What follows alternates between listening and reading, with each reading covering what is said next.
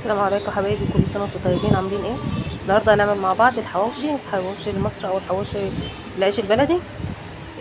هنعمل جايبه نص كيلو لحمه مفرومه، عليها حاطط لي عليها 100 جرام ليا، او ممكن دهن عشان تدي طعمه للحواوشي. لازم يكون في نسبه دهون كده، ما تكونش حمرا صافي كده. او انت لو عندك حته ليا بتفرميها معاهم. انا خليته الراجل يفرم لي معاهم حته ليا على حته من البوش. عندي 3 بصلات كبار، وقرنين فلفل، وقرنين شطه، وعندي طماطمايه مقطعه قطع صغيره بتدي تسكره حلوه للحواوشي. وعندي التوابل معلقتين كبار من بهارات الحواوشي اللي بيتباع جاهز بالاكياس، ده بتديله طعم جميل جدا. وعندي معلقه من البابريكا. انا ما حطيتش بابريكا، بس انت ممكن تحطي بابريكا، انا كانت خلصانه من عندي. معلقه كده من البابريكا بتديها لون حلو، وفلفل اسمر وملح وشويه من بهارات اللحمه. عندي البصل ضربته في الكبه، نعمته كده، هو والفلفل وثلاث 4 فصوص من الثوم. همسك بقى اللحمه مع البصل واعجنهم كويس بالمكونات ديت، واعجنهم انا بايدي كويس كده عشان ينضربوا كلهم وتنعم بقى. ممكن تحطي الخطوه دي في قلب الكبه كلها مع بعضها.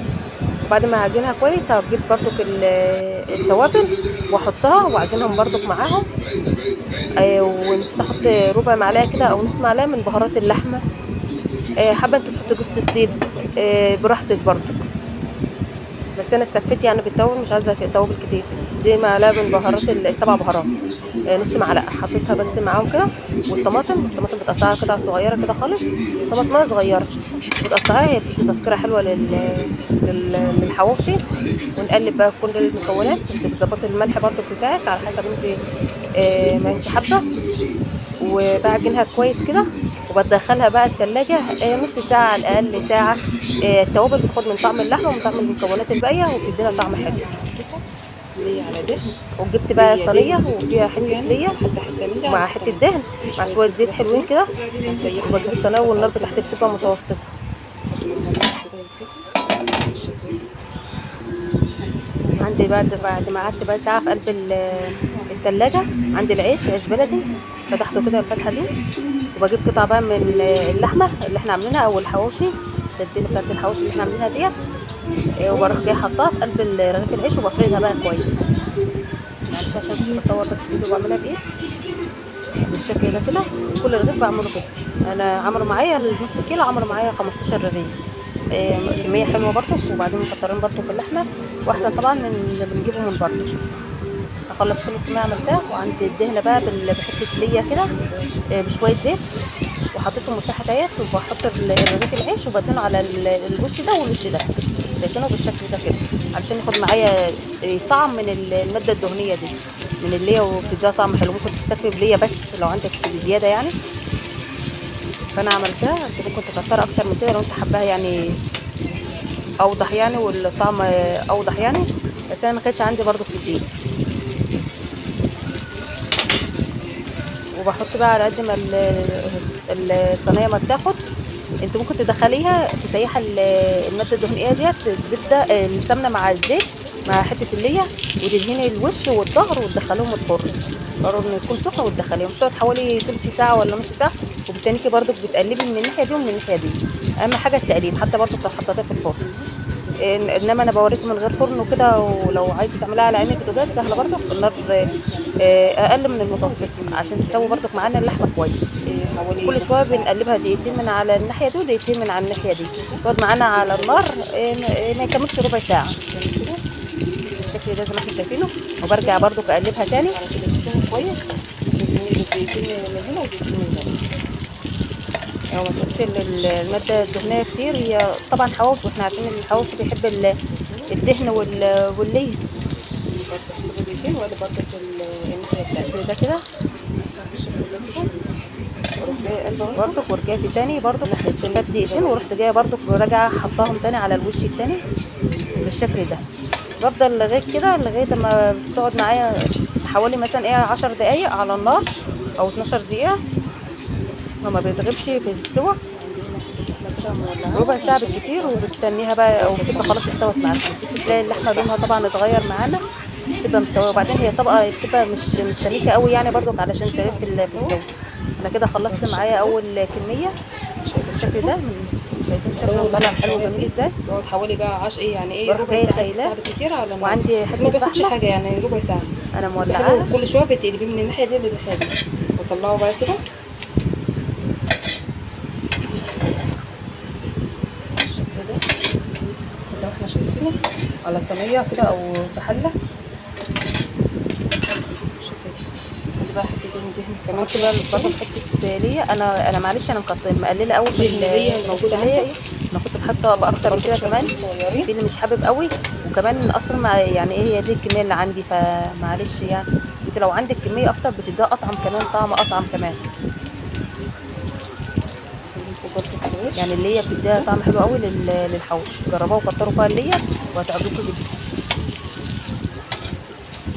يعني احسن من الزيت خليه كمان. يعني الزيت بس مدهون بيديها قرمشه كده بسيطه، من لو انت الناحيه عايزه دي. تحط شويه زيت بس لو عندك ليا او دهن وبالدهن اكتر كمان، وبالليا الخروف بتبقى احسن كمان واطعم. بالشكل ده كتري فيها خليهم بتديها بقى طعم جميل، كلهم. احلى من نشتريه كمان من بره. انا بعمل الحواوشي، اخواتي لما بيدوقوه بيحبوه فعلا، وكل اللي بيدوقوا بيعجبوا طريقه الحواوشي اللي بعمله بيه. جربوها بالطريقه ديت وهتعجبكم جدا. انا نص كيلو عمل معايا كميه حلوه. بحط برضو ليا كده برضو معاهم كده كويس لغايه ما بخلص دقيقتين. الكميه خالص، برضو بدقيقتين ودقيقتين. كل شويه بقلبها من على الناحيه دي والناحيه دي. برضو كل دقيقتين بروح جايه قلبها على الناحيه التانيه. اهم حاجه لو وصلنا لغايه الحته دي بعد بقى سلطه ما تنسينيش المشاوي. في لايك عندي واشتراك كوبايه من وتفعيل الميه. الجرس. عندي التوابل معلقه صغيره من البابريكا. عندي بقى ميه السلطه اللي ربع عملها معلقه لكم، من الكزبره. البوسكي بتاع ربع السلطه بتاع معلقه مليانه المشاوي، شويه من حاجه تحفه الكمون. جدا. معلقه عندي ملح معلقه من حسب البابريكا، الملح وعلى حسب بقى وربع معلقه من الكميه اللي انت الكزبره، بتحبيها. وربع معلقه من وشعره الكمون، من ومعلقه الملح، الفلفل الاسمر. وشعره من ده حاجه الفلفل بسيطه خالص الاسمر، من البهارات وحاجه بسيطه بتاعت خالص من المشاوي. او بهارات ممكن اللحمه. بهارات حاجه بسيطه خالص لحمه. عشان تدينا ايه، او وعندي بقى بهارات الطماطم الشوي تديكي ريحه عندي الشوي طماطم كده، وبصل بتدي كده شربة شوربه في وحته الميه بتاعت فلفل اخضر كده السلطه، صغيره. بتدي لها وده طعم جرجير حلو كده. معلش موجود بقى وعندي بقى مش خيار كزبره وبقدونس مقطعاه يعني بحط بقى جوليان كده، وبصل التوابل ديت وطماطم، وكان جرجير الصراحه ما كانش عليها. دي عندي اللي كزبره بتدينا او بقى بقدونس، الريسك رحت بتاع عاملاها. ودي معلقه او كوبايه من المشاوي الميه، او وقلبت الميه دهنه السلطه. الويسكي او اهم حاجه الميه بقى في بتاعت الموضوع السلطه. كله في الحواوشي. بقلبها وبحط عليها معلقه انت خل هتدوقي بقى تشوفي الملح وعصر عليها مظبوط ليمونه، معاكي ولا لا. وتظبطي بقى انت هحط برضه الملح شويه بتاعك. خل. انا كانت هنا برضو كانت عايزه شويه ملح، عايزه تحطي معلقه شطه خل كبيره لو كده. انت حاسه اللي هي لو انت وعندي حباها برضه حراقه. عصير ليمون. انا كنت حاطه قرن دي فلفل، احلى حته حاجه بقى صغيره من الفلفل اخضر في السلطه دي حراق، كلها بقى. فاستكفيت يعني بيه. وعصرت الليمون اهوت وحطيت الخل بالشكل ده. بالشكل ده. هجيب بقى المكونات ديت. ممكن لو عايزه فص ثوم برضو صغير كده وبتقطعيه بيديله طعم برضو حلو للسلطه. انا بحط بقى كميه الخضار اللي احنا مقطعينه ده. طبعا التقطيع اللي انت حباها تعمليها اعمليها، انا حبيت اعملها يعني ايه تقطيع كبيره زي ما برضو ما بنجيبها من بره كده. بحطها في بوله وبروح جايه مقلبه المكونات على بعضها، وباخد معلقتين من ميه السلطه دي بس عليها وبقلبها. انا هستفتي انا عايزه الخضار بتاعها يبقى فريش كده، عشان عارفين ان التوابل والملح بيدبلوا الخضار، فانا مش هكتر فيها، خليها كده الطماطم بتاعتها حلوه وفريش كده. وهنديها تقليبه بالشكل ده، واخد معلقتين من الصلصه من السلطه اللي احنا عاملينها ديت، والطماطم والخضار اللي احنا مقطعينه، الخضار المشكل ده كده، واحطهم على ميه من هنا او ميه السلطه. بتبقى يعني هي بتبقى بنشربها من بره، ما بتبقى كلها ميه ويا دوبك معلقتين بس كده اللي بتبقى سلطه من فوق كده. نحطها في الكوبايات. اللي حابب كده براحته، واللي حابب كده براحته. وطبعا انت عندك طحينه اعملي سلطه طحينه مخلل، انا اللي كان موجود عملت بيه. طبعا مش هنقع على حاجه، وهنقوم ناكل ونعمل غدانا يعني. شايفين شكلها عامل ازاي، جميله وطعمها حلو. عايزاكم تجربوها بالطريقه دي هتعجبكم جدا. ودي السر بقى في التوابل بتاعتها والتتبيله واللون بتاعها. انا كان عندي بقى الفحمه ولعتها وخلصت الكميه بتاعت الحواوشي، وجبت طبق ده مكان الدهن اللي كنا بنسيحها حطيتها عليه. بتخلي النار برضو كده وبتدينا ريحه الشوي برضو بتخليها حلوه. وبحط شويه زيت بس عليها كده وبغطيها، باخد بقى الحواوشي ياخد من طعم الفحم لكننا شوينا على وغطي عليها بس بتغطيها كويس وتسيبها لغايه ما تصفى خالص النار بتاعتها. ده عملته كان بالكميه شكل ديت. الحواوشي بتاعنا، عمل ما شاء الله عمل طلع معايا معايا كميه نص كبيره كيلو، طلع وكميه معايا حلوه. 15 رغيف من الحواوشي. والجرجير طبعا والسلطه اوفر طبعا والبيض وانضف السلطه. من عايزاكم نشتريه من تجربوها بره. بقى بالطريقه طبعا دي، احنا ولو ضامنين الحاجه عجبكم ما اللي احنا تنسونيش عاملينها في لايك بيتنا، واشتراك وتفعيل الجرس. وشايفين واي جميل حاجه قوي عايزين نعملها ومستوي. اكتبوا لي في كومنتات وانا عايزاكم اعملها تجربوه لكم بس على طول. بالطريقه ديت وتقولوا لي ايه رايكم فيه. اللحمه ما مستويه من تنسونيش بقى جوه، بتاعه حلو. احنا مش شايفين اللحمه السلام مستويه عليكم وجميل ورحمه قوي الله زي الفل. وبركاته.